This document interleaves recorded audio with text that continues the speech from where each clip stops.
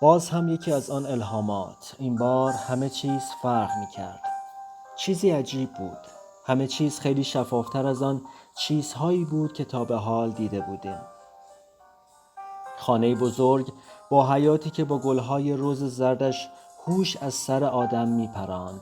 در وسط حیات چاهی بود که گواراترین و سردترین آب دنیا را داشت. ماه کامل بود و آسمان بی ابر. صدای زوزه‌ای از دوردست‌ها شنیده می‌شد. بعد از چند لحظه مردی میان سال با چهره‌ای مهربان، شانه‌های پهن و چشمان قهوه‌ای رنگ از خانه خارج شد و به دنبال من می‌گشت. صدایش از ناراحتی می‌لرزید و چشمانش بی‌نهایت غمگین بود. شمس کجایی؟ او به هر سو که می‌رفت نام مرا فریاد می‌کشید. باد تندی شروع به وزیدن گرفت. ماه پشت ابری پنهان شد، انگار نمی‌خواست اتفاقی که در شرف افتادن بود را بنگرد. جغدها هوهو کشیدنشان را تمام کردند. خفاشها بالهایشان را بستند و عالم به یک باره از هر صدایی خالی شد. مرد به آهستگی به چاه نزدیک شد. به درون چاه خم شد و به داخل آن نگاه کرد. شمس عزیزترینم، آنجایی؟ دهانم را باز کردم تا جوابی بدهم، ولی هیچ صدایی از گلویم خارج نشد. سرش را بیشتر خم کرد تا درون چاه را بهتر ببیند. ابتدا چیزی جز تاریکی نمیدید، اما کم کم در آن تاریکی مرا دید که مانند تکه چوبی جامانده از طوفان بی هدف روی موجها در تلاطمم. دستم را گرفت، چشمانم را شناخت. دو سنگ سیاه درخشان که به ماه کامل خیره مانده بود، ماهی که داشت از پشت ابر سیاه و تیره بیرون می آمد. چشمانم به آسمان دوخته شده بود، گویی منتظر نشانی از آسمان ها بودم که چرا کشته شدم. آن مرد را دیدم که روی زانوانش افتاد و گریه کنان به سینه‌اش میکوبید و فریاد میکشید: آنها شمس مرا کشتند. سایه‌ای از پشت بوته ها در چشم برهم زدن و دزدانه از روی دیوار باغ بیرون پرید. اما آن مرد قاتل مرا ندید. او فریاد میکشید. آنقدر فریاد کشید تا صدایش مانند شیشه در دل شب هزاران تکه شد. چه خبرت است؟ با تو هستم. آهای، تویی که مثل دیوانه ها فریاد میکشی. آن صدای لعنتیت را ساکت میکنی یا خودم خفش کنم؟ با تو هستم، خفه شو. صدای مرا میشنوی؟ دهانت را ببند. صدای مردانه را میشنیدم که این جملات را فریاد میکشید. صدای پرطنین و تهدید آمیزش درست بیخ گوشم بود. تظاهر کردم اصلا صدایش را نشنیدم. ترجیح دادم کمی بیشتر در حال خودم بمانم. میخواستم بیشتر در مورد مرگم بدانم. میخواستم آن مرد را با چشمان غمگین ببینم. او که بود؟ چه نسبتی با من داشت؟ چرا در دل شب آنطور ناامیدانه به دنبال من میگشت؟ اما قبل از اینکه دوباره به حال خودم فرو بروم، کسی بازویم را گرفت و محکم تکانم داد، طوری که تمام دندانهایم در دهانم به هم میخورد. ناگهان مرا از عالم رویا به این عالم کشید. از روی بیمیلی و به آرامی چشمانم را گشودم. مردی کنارم ایستاده بود. مردی بلند قامت و تنومند با ریش‌های جوگندمی و سبیل‌های پرپشت و بناگوش در رفته‌اش را تاب داده بود. تا دیدمش شناختمش. صاحب مهمانخانه بود. همان لحظه دو چیز در موردش فهمیدم. یکی این که او عادت داشت با داد و هوار مردم را بترساند و دیگری این که اگر آن لحظه کارد می‌زدی خونش در نمی آمد. چه شده؟ چرا اینطور مرا تکان می‌دهی؟ من چه می‌خواهم؟ خواستم صدایت را خفه کنی. تو چت شده؟ تمام مشتریهای مرا ترساندی. واقعاً فریاد می‌کشیدم؟ زیر لب غرغر می‌کردم. سعی می‌کردم خودم را از چنگالش رها کنم. معلوم هست که خودت بودی. مثل خرسی که پنجه‌هایش لای بوته خار گیر کرده باشد فریاد می‌کشیدی. چه شد؟ خوابت برد؟ باید کابوسی چیزی دیده باشی. می‌دانستم که خواب و کابوس خیلی جواب منطقی و قانع کننده‌ای بود. اگر با او موافقت می‌کردم، او راضی می‌شد و مرا به حال خودم رها می‌کرد. اما نمی‌خواستم لب به دروغ بگشایم. نه برادر، من نه خواب بودم نه کابوس می‌دیدم. راستش من اصلاً خواب نمی‌بینم. پس به سرت زده؟ آن همه داد و فریاد برای چه بود؟ در واقع به من الهامی شد. این با خواب و رویا فرق دارد. در حالی که داشت گوشه سبیلش را می‌جوید با چهره بهت زده به من زل زد. شما درویش ها مانند موش های انبار دیوانه اید.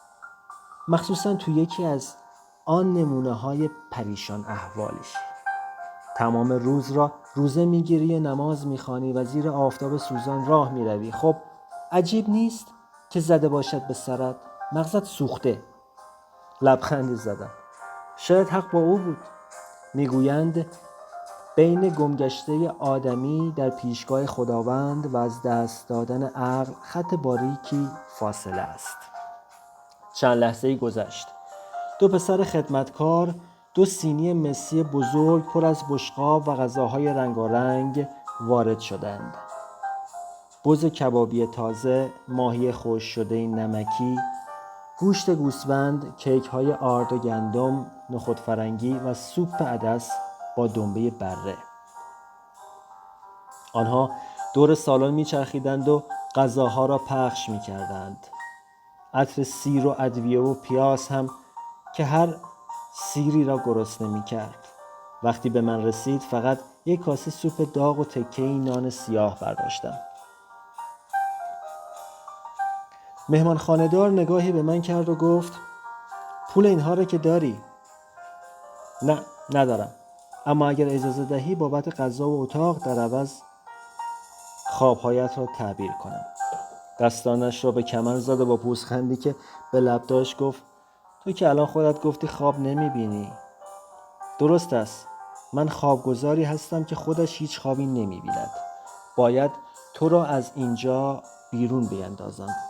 شما درویش ها همه تان دیوانه هستید. برایت نصیحتی دارم. نمیدانم چند سال داری اما مطمئنم به اندازه کافی برای هر دو جهانت نماز خواندی.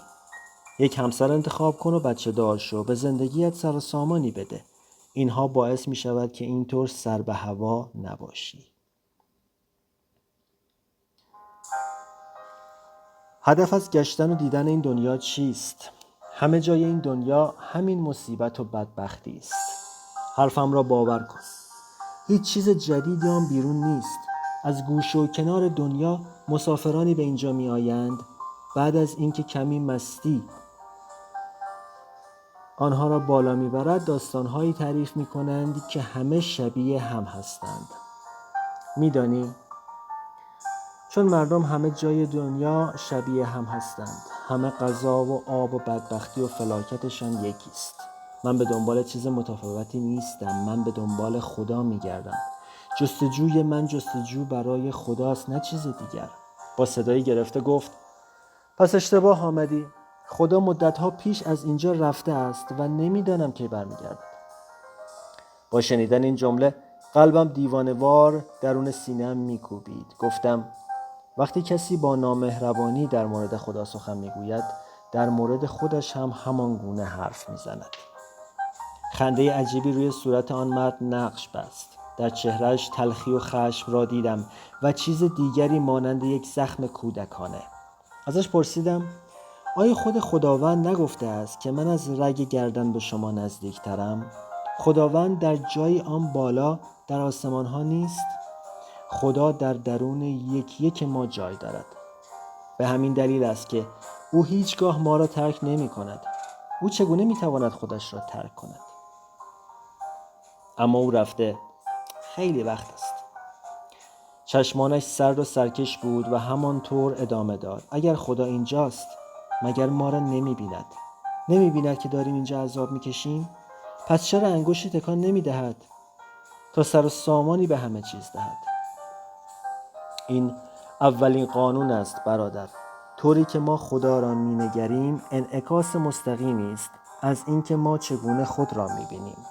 اگر خدا برای ما مظهری از ترس و سرزنش است، پس درون خود ما هم ترسی فراوان در جریان است. اگر ما خدا را سرشار از عشق و عطوفت ببینیم، پس حتما درون ما هم لبریز عشق و مهربانی است. دهانش را باز کرد تا از خجالتم در بیاید، اما در چشمانش هم می دیدم کمی از حرفهایم تعجب کرده. چه حرفها؟ اگر اینطوری است که تو میگویی، پس خدا همش ساخته همین فکر ماست. اما جواب من وسط قال و قیلی که سر یکی از میزها به پا شده بود نصف نیمه ماند. دو مرد مست در گوشه از سالن معرکه راه انداخته بودند و حرفهای یاوه و نامفهومی می‌زدند و فریاد می‌کشیدند و مسافران را اذیت می‌کردند. اگر کسی هم اعتراض می‌کرد، مثل 2 بچه شیطان مسخره‌اش می‌کردند. رو به صاحب مهمانخانه گفتم: کسی باید جلوی این 2 نفر را بگیرد. هیس، حرف نزن، همینجا بایست و تماشا کن.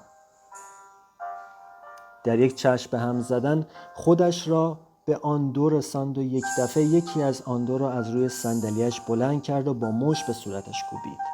آن مرد که اصلا انتظار چنین چیزی را نداشت، مانند یک گونی خالی نقش زمین شد. فقط یک صدای آه کوتاهی از دهانش خارج شد. فقط همین. نفر دوم با عصبانیت به طرفش حمله کرد، اما نتوانست زیاد مقاومت کند. مهمانخانه‌دار چنان لگدی به سینه‌اش کوبید که آن بیچاره هم نقش بر زمین شد. بعد روی دستش ایستاد و انگشتش را زیر چکمه‌هایش خرد کرد. صدای شکستن انگشتش را شنیدم، شاید هم بیشتر از یک انگشت بود. فریاد کشیدم که تمامش کند. تو داری او را میکشی. مثل این که بدت هم نمی آید. من به عنوان یک درویش قسم خورده بودم که از جان و زندگی مراقبت کنم و آسیبی به آنها نزنم. در این دنیای پوچ و باطل بسیاری از مردم آمده اند که برای هیچ و پوچ و بدون دلیل به جان هم بیفتند. اما یک عارف کسی است که اگر دلیلی هم برای این کار داشته باشد، هیچگاه به جنگ و درگیری روی نمی آورد. امکان نداشت که من به خشونت متوسل شوم، اما می توانستم آن 2 را از هم جدا کنم. یک دفعه آن مرد فریاد کشید: خودت را قاطی نکن درویش، وگرنه تو را هم بی نصیب نمی گذارم. هر دوی ما خوب می دانستیم که او این کار را نمی کند.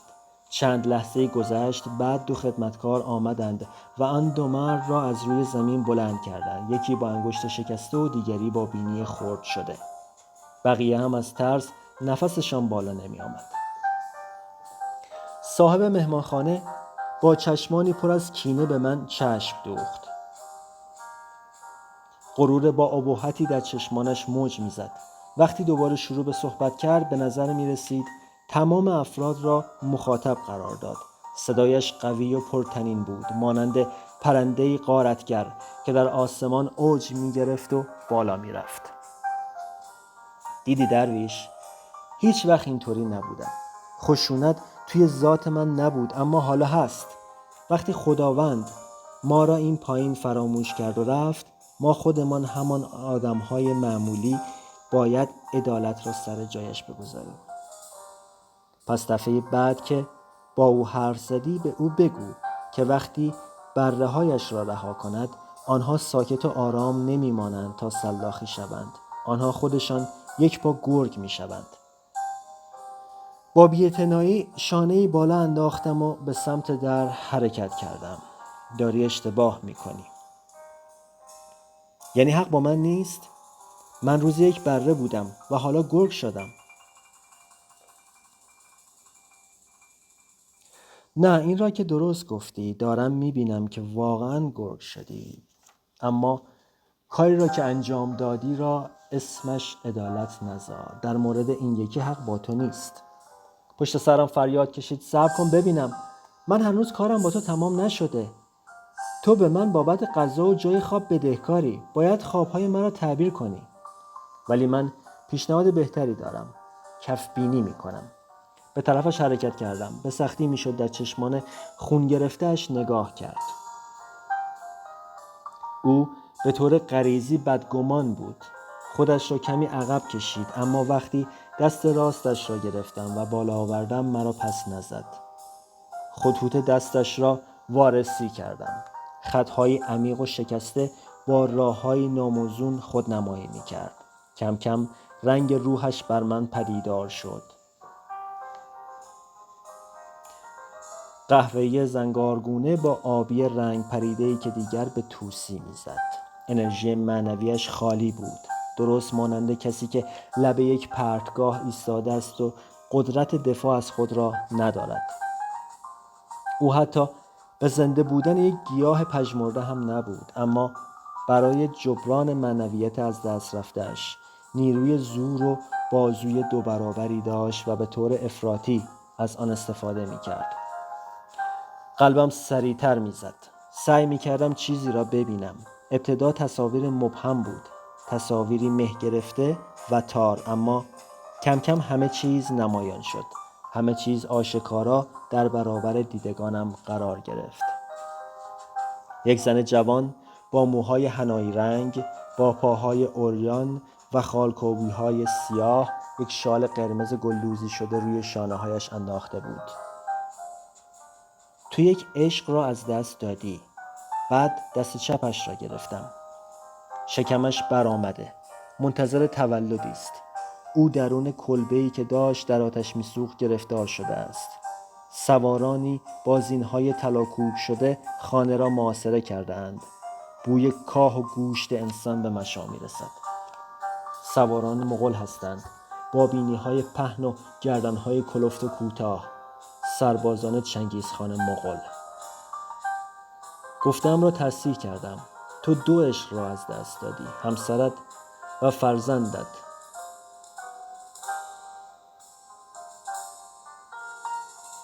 ابروهایش را در هم کشید و چشمانش را به چکمه‌های چرمیش دوخت و لب‌هایش را به هم فشرد. چهره‌اش مانند نقشه ناخوانا بود. در پس این سالها پیرتر به نظر می‌رسید. می‌دانم که هیچ چیزی مایه تسلای تو نیست، اما چیزی را که باید بدانی این است که آتش و یا دود همسرت را نکش، بلکه الواری که زیر سقف خانه بود رویش سقوط کرد و در جا کشته شد، بدون هیچ دردی. تو همیشه فکر میکردی که او با عذاب و سوختن جانش را از دست داده، اما در واقع او هیچ دردی نکشید. آن مرد به پیشانیش خطی انداخت و زیر بار فشاری که فقط خودش درک میکرد خمیده شد. تو اینها را از کجا میدانی؟ به سوالش توجهی نکردم و ادامه دادم: تو همیشه خودت را به خاطر اینکه مراسم تدفین شایسته‌ای برای او برگزار نکردی سرزنش میکنی. تو هنوز در رویاهایت میبینی که 4 دست و پا در جایی که آنها مدفون شده اند روی زمین میگردی، بلکه نشانی از آنها پیدا کنی. اما همه اینها بازی ذهن توست. راستش همسر و پسرت هر دو حالشان خوب است. آنها به بیکران ابدیت سفر کرده اند و مانند ذره نور آزاد و رها هستند. سعی می کردم کلمات رو خوب سبک سنگین کنم و بعد به زبان بیاورم. تو می توانی دوباره بره شوی، چون هنوز آن را درون خودت نگه داشته ای. بعد از شنیدن این جمله دستش را از درون دستم بیرون کشید و ایستاد. من هیچ از تو خوشم نمی آید درویش. امشب می توانی اینجا بمانی، اما صبح اول وقت از اینجا می روی. دیگر نمی خواهم چشمم به تو بیفتد. دیگر این دور و برها نمی بینمت. فهمیدی؟ همیشه همینطوری بود. وقتی حقیقت را بگویی همه از تو متنفر می شوند. هرچند بیشتر از عشق بگویی بیشتر از تو متنفر خواهند شد.